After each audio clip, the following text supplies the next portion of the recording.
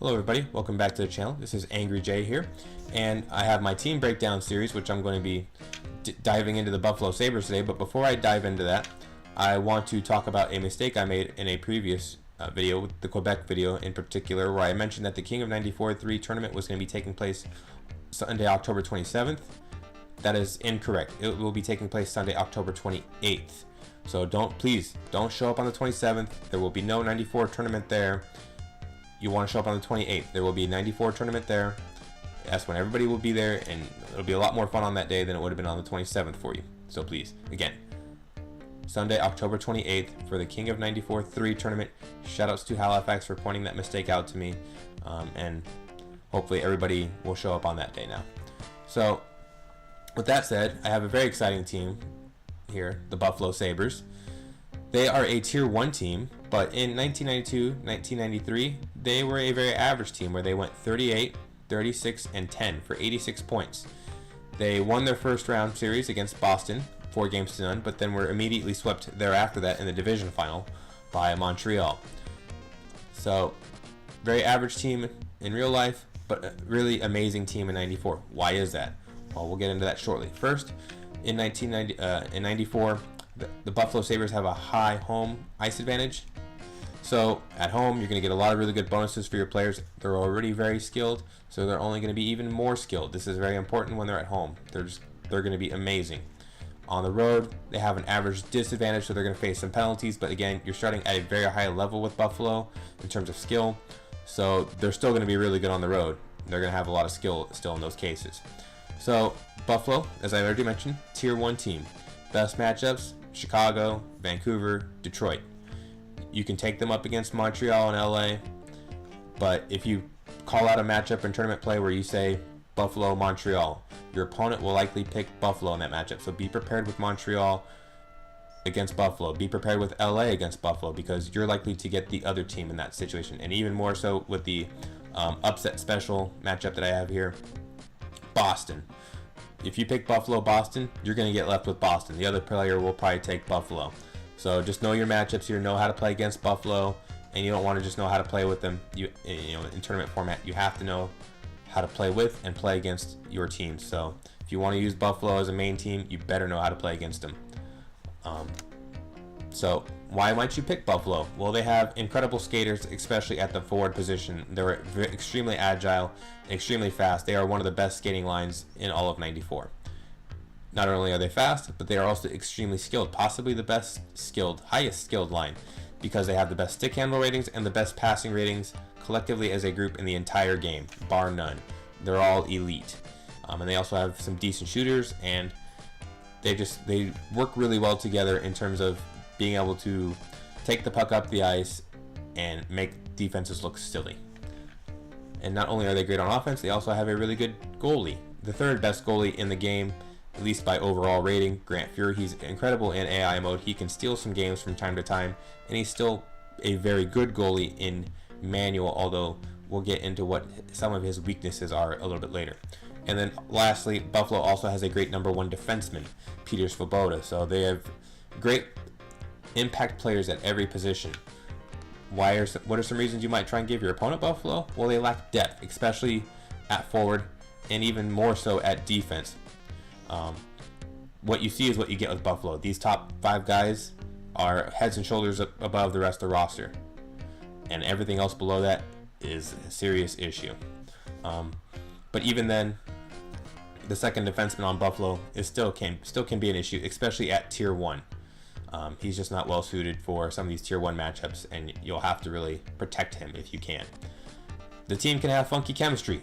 They have a lot of really good one-on-one players, especially McGillney, and their support players on the wing, Howardchuk and LaFontaine, are more playmakers, and McGillney makes his own plays. So they can be a little funky where, you know, you might take your winger up the ice looking for a one-time shot with McGillney, and McGillney just never comes. He never fills that lane for long enough to actually make that pass. So there are some games where it's just really frustrating trying to get everybody on the same page on offense. And because of this, if you don't get everybody on the same page on offense, McGillney can hog the puck too much and make your offense very predictable. Also, lastly, Buffalo lacks shot power, generally speaking. They have one player with a good shot power rating, and everybody else is average or below.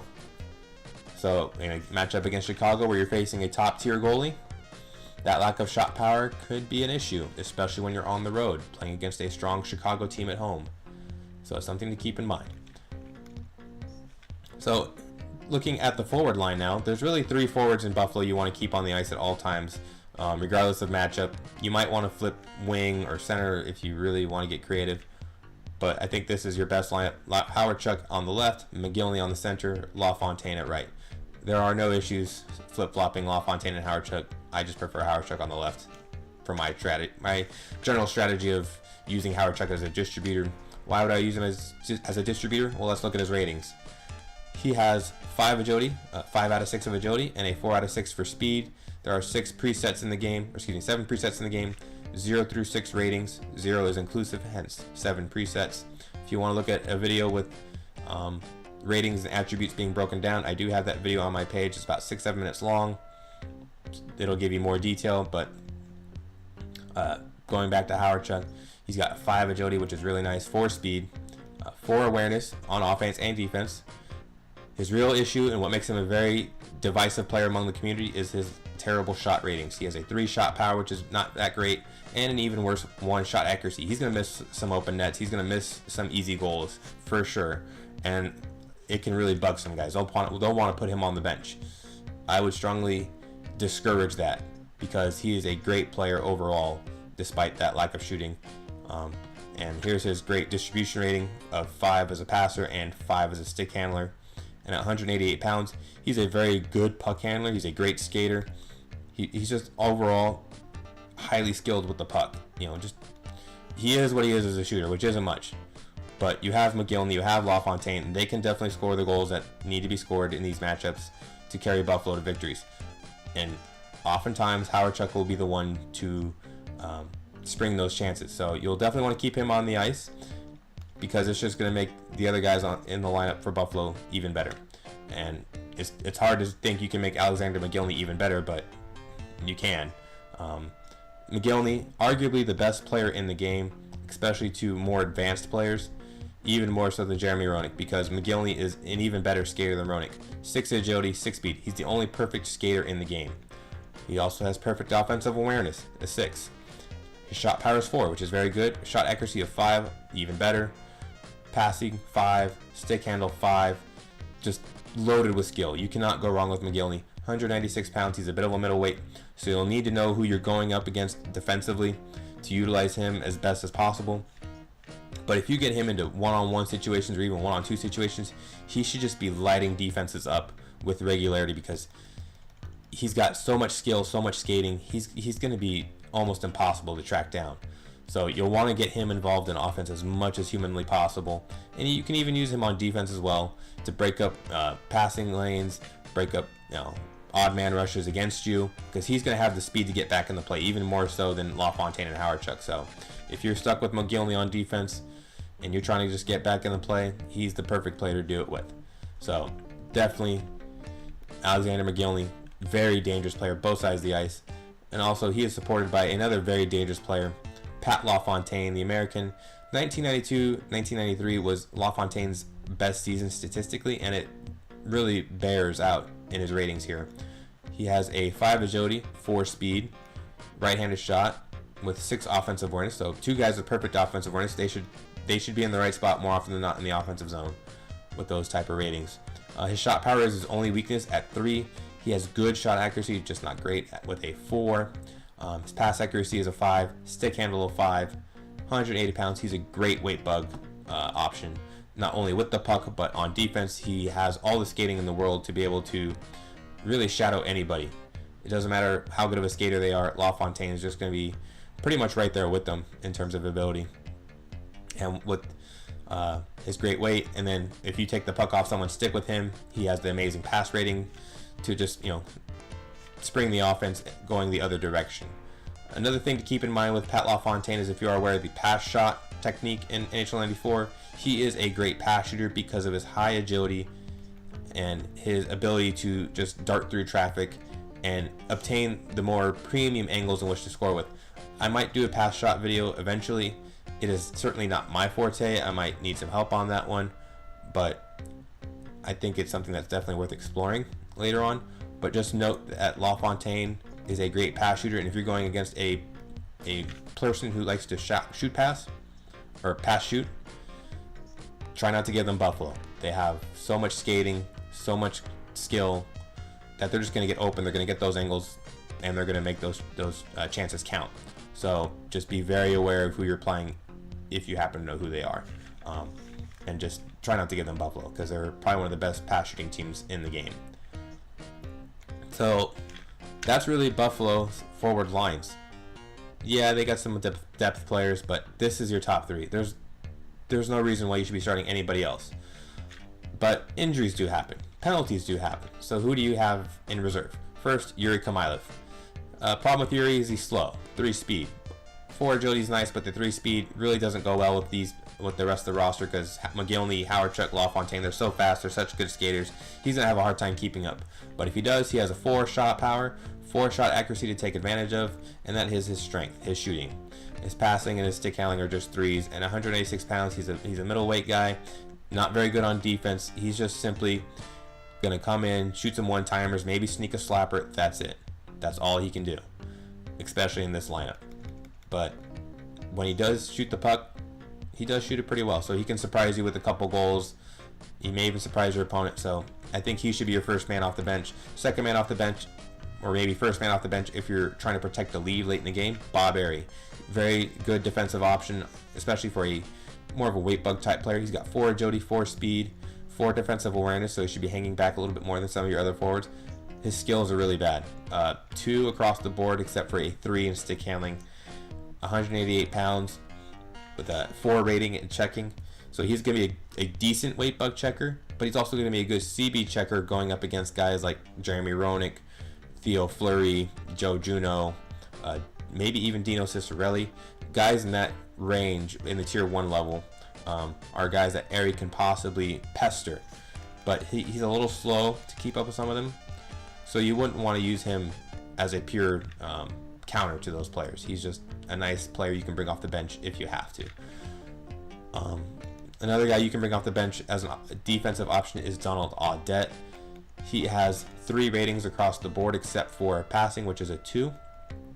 And he's another weight bug guy, even more so than Airey. At 180 pounds, he's going to be a little bit better weight bug checker, but he's only a 2 check rating, so he's going to have a real tough time CB checking anybody. So I think Airey's your better overall defensive player. You know, if you lose him for whatever reason, you know, you could bring in Audette in a pinch, but there isn't really anybody else on this roster really that you want to bring in a defensive situation or even an offensive situation. There's a bunch of other guys on this roster. I mean, there's Wayne Presley. He has a 4 shot power rating. There's not a lot of shot power on this team, so if you need a little more juice in your shots, Presley's probably your best bet. But the rest of his ratings are pretty average or even below average. There's Randy Wood, but at 1 agility, he's not going to be very good at stopping, starting, turning, anything. He only has straight line speed. That's it. If you ever get him going, he's great, but that's really tough to do. And his skill ratings are even worse than Presley's. And then the rest of the roster, Colin Patterson, Bob Sweeney, Rob Ray. I've written about them in my team breakdown on NHL94.com forums. You know, there's some information about them there, but as far as this video goes and in future videos, I kind of want to stray away from these guys that are really just the bottom of the barrel roster people that you can put on the ice, because once you get 8-9 deep, these aren't guys you're really going to be using in a tournament game. You might use them in a draft league, but these videos are more for getting you ready for tournament play, like King of 94. So those guys, they're there. If you want to know about them, go read the team breakdown for the Buffalo Sabres on NHL94.com forums. But other than that, you don't really need them. So Buffalo, top 3 guys, Howard, Chuck, McGillney, LaFontaine. That's where the bread will be buttered for Buffalo on offense and defense even. And talking about defense, Buffalo's number 1 defenseman, Peter Svoboda, is a very good option, possibly a great option in terms of 94 players. And why is that? Well, he's a good skater. He's got 4 agility, 4 speed, which is good for a defenseman. He's got 4 defensive awareness, which is nice. His shot power is a 3. but his shot accuracy is 0, which means you probably shouldn't be taking him on any offensive excursions. His pass accuracy is fine at 3, and his stick handling is good at 4.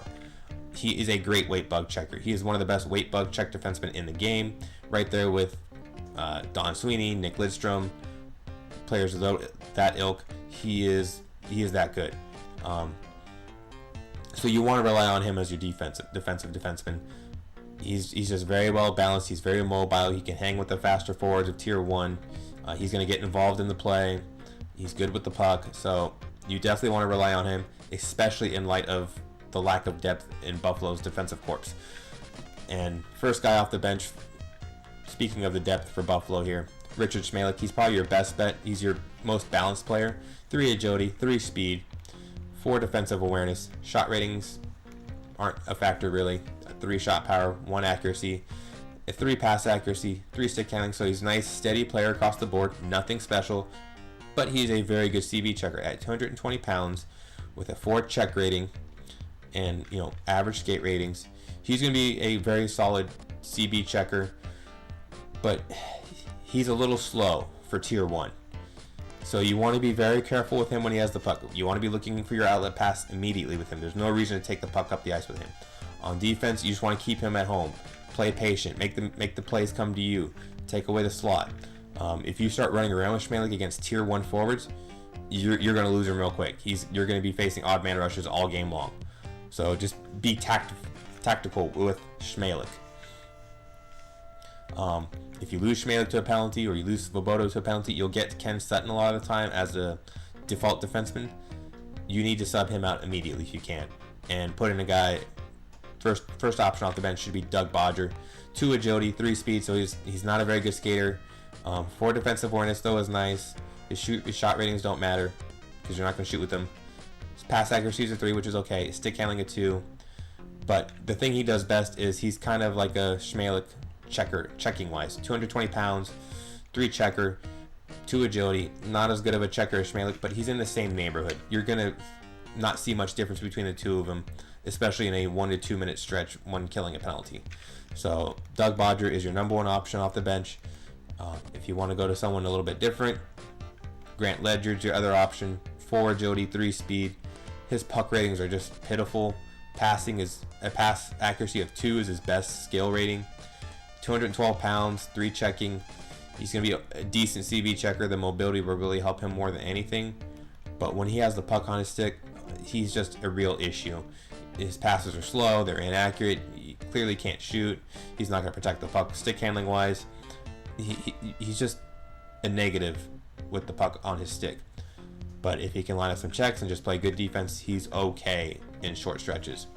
Aside from these 4 guys, there are no other options in Buffalo. Everything else below them is not good. You shouldn't be icing them if you can help it. So just stay away from them. And like I mentioned before, Ken Sutton, he will default sub. He's probably one of the worst defensemen on this team. So you definitely want to get him out of there if you can.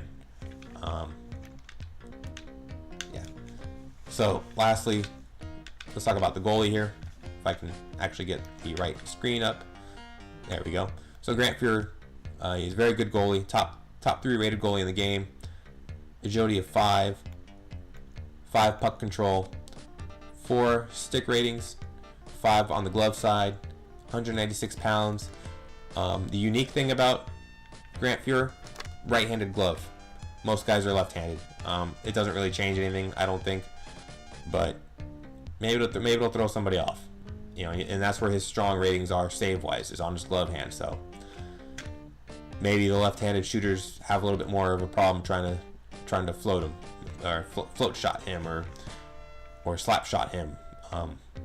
Hard to say, but regardless, Grant Fuhr is a very good goalie, especially in AI mode. He can steal some games in AI mode, especially at home if he gets all those good bonuses. In user control, he's good, just not great. He's not as good as Belfour or Waugh, and certainly not as good as Soderstrom or Essensa because they are more agile. 5 agility with 196 weight. He's just merely a good with mobility as a user control goalie. So you want to plan it just a little bit ahead with him as compared to some other goalies in the tier 1 level, but he shouldn't shouldn't he certainly shouldn't be costing you any games, is what I'm trying to say. And I think I did finally. So, anyways, going on to the review of Buffalo. You want to use your speed and stick handling to possess the puck for long stretches. You want to frustrate your opponent. You want to make them miss with checks. You want to get them out of position so you can just use your speed, your stick handling, and your skate ratings to just deke out goalies, deke out defensemen, and just drive the other team crazy. I know with teams like Boston and Quebec, I've been preaching patience and using tactics. With Buffalo, I'm preaching the opposite.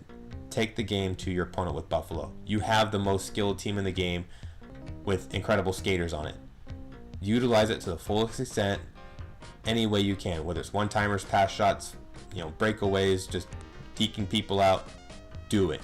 This is their strength.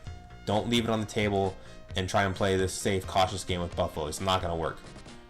Be aggressive. Take advantage of your top-end talent. Where you don't want to be aggressive with Buffalo, on defense, especially with your defensemen. The forwards are fine. You can be aggressive with them on defense because they can make a lot of things happen. With your defensemen, Svoboda and especially Smelik, be patient on defense. When the chance arises, definitely be aggressive because they're great checkers. But Smelik is a liability skating-wise in the tier 1 level, so you want to be sure that you have a good check with him. A good option to check with him. You don't want to just be doing it all over the place, trying to make things happen, cause havoc. Have a plan and then execute it. These guys are very good checkers, so use it to your advantage. Don't just start checking randomly. But be aggressive with it when you do have the chance arise, because they can take advantage of it. With Buffalo, it can really be, tempting to just skate all over the ice one-on-one with people and try and deke entire teams with McGillney. Don't forget that they are incredible passers. They're all 5 rated passers on the forward line. You need to use that to your advantage because you're always going to be able to pass the puck faster than you can skate it. So, yeah, you might have a chance to deke a guy one-on-one, but if you have a winger bolting up the ice all by himself, pass the puck off. You could probably deke that guy one-on-one, but if you already have a guy bolting up the ice going full speed, just pass it. They're accurate passers, and find your way to the net that way. So don't just think one way with Buffalo. Be ready to adjust quickly because they're just so good. They will give you the chance to adjust because they're making good decisions on the ice. And then lastly, watch your matchup, especially with guys like McGillney. In Tier 1, he can run into guys, Nick Lidstrom, Steve Smith, who's another good defenseman. Even Paul Coffey, kind of. Paul Coffey's not a great CB checker, but he can CB check McGillney. So just know who you're going up against with McGillney because guys are going to try and take him off the puck physically, especially if they know their guy can physically play McGillney. So try and use that to your advantage. Bait people into making bad decisions, and use that matchup knowledge to just give yourself even more chances out there. And if you give yourself more chances with Buffalo, you're going to score more goals, and it's going to be an overwhelming lead before your opponent knows it. So that is Buffalo. They are an incredible team. This right here is one of their better matchups against Chicago, I think. I mentioned it before, where I think Buffalo might have a little bit of a problem against Chicago because the lack of shot power. But at home, it shouldn't be as big of an issue. Buffalo should be more than okay at home, especially because they have such good skill ratings overall that they'll probably be able to get in close and break down Chicago's defense at some point.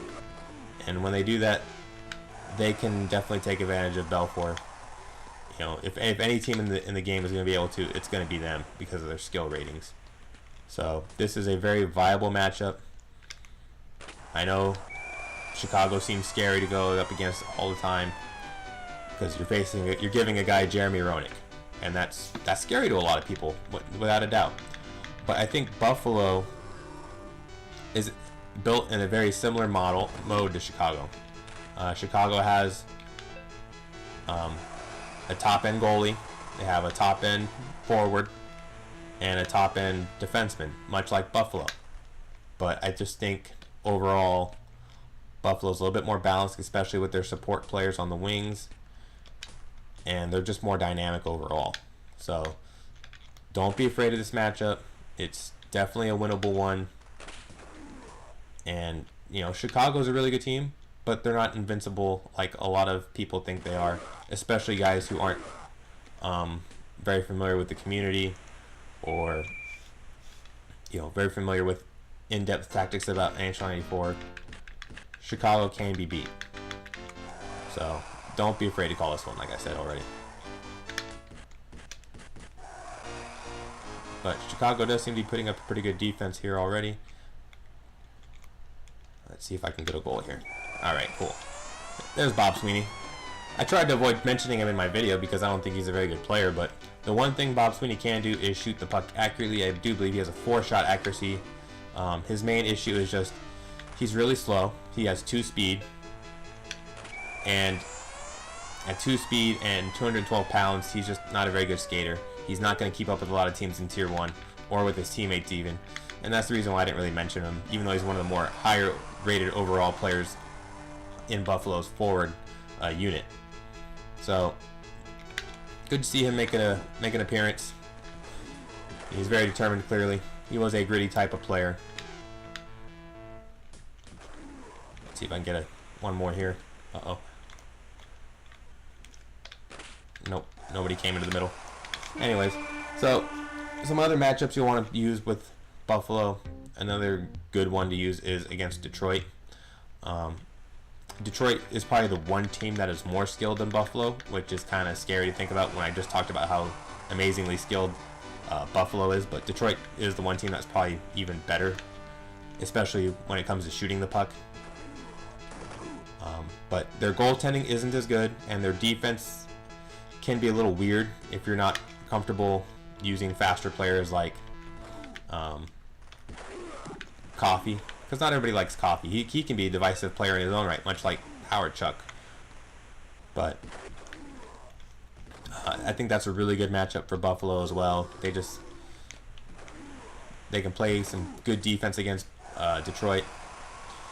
You know, Schmeichel can actually be okay in that matchup, especially if you put him opposite of Dino Ciccarelli, because Ciccarelli's not that gifted of a skater, and Schmeichel can hang with him a little bit. And then Svoboda can take out Veterov with a weight bug check. So it really keeps Detroit a little bit more honest than they might otherwise be in some matchups. And then you also always have that trump card, Grant Fuhrer, especially at home. He might be able to make that big save or two to keep you in the game and allow you to squeak out a win against Detroit. I would probably think Detroit's a little bit scarier of a matchup than Chicago is. But again, you know, Buffalo's an obvious Tier 1 team. You can ignore their 1992-1993 season where they were a 500 team. Their top-end talent just speaks volumes to their ability in this game. And, you know, anytime you have top-end talent, you're really putting the pressure on your opponent to try and find a way to stop it. And it's not always easy.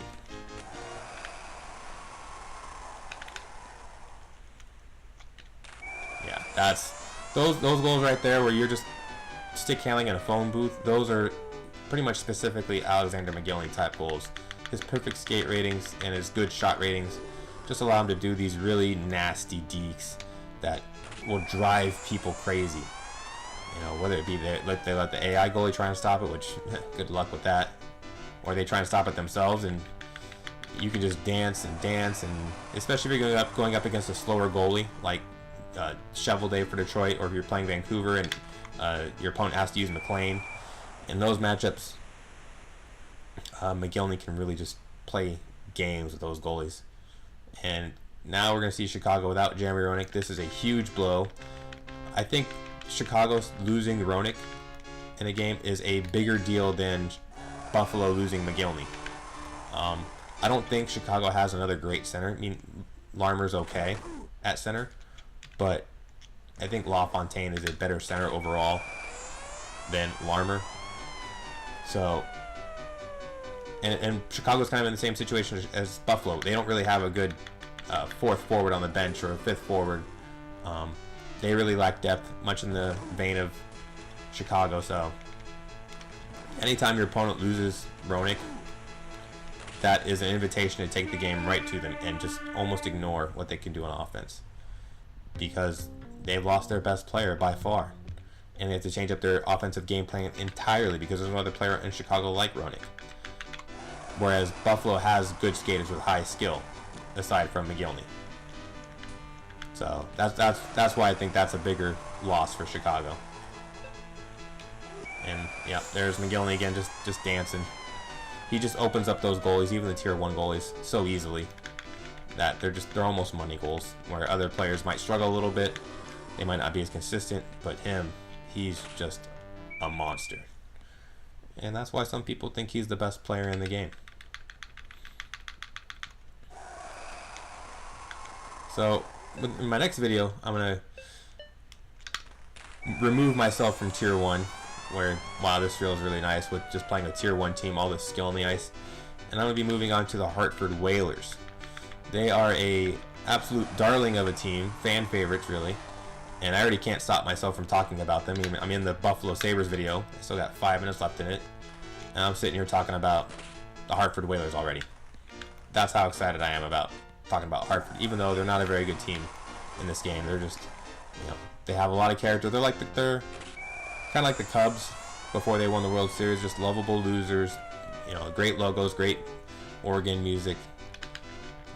The jerseys are good, but they're not necessarily reflected accurately in NHL 94. Sometimes the color palette can be off a little bit with some of these jerseys, and Hartford is certainly one of them.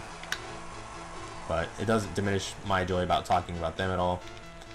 But I'll try and avoid talking about them again, because Buffalo is a very exciting team in its own right, and